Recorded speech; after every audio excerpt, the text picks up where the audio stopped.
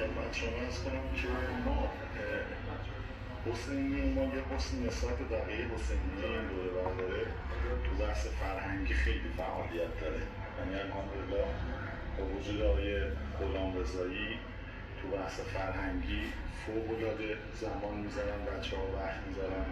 ما فکر میکنم توی حسینی هم یه چیزی آورش 15-16 تا نوجوان داریم که از ساعت 5 بعد از ظهر اینجا هم بحث میز پینگ پونگشون، بدمینتونشون الحمدلله سعی کردیم از فضای کوچه و اونم تو این فضای در حقیقت مولوی خب این منطقه مقداری از نظر مذهبی هست. اتمام مراسم که میشه اینجا حالا نوجوانان، جوانان، اهالی مسجد خانم آقایون هستن که روز یک جز کامل قرآن کریم تلاوت میشه توسط دوستان، اساتید هم هستن میان که برای قرائت کمک دوستان میکنن و الحمدلله دست موفقی هم هست.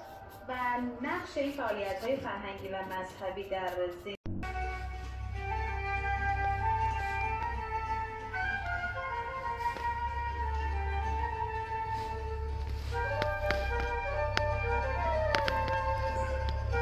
شنوندگان عزیز به اطلاعتون میرسونم گلبانگ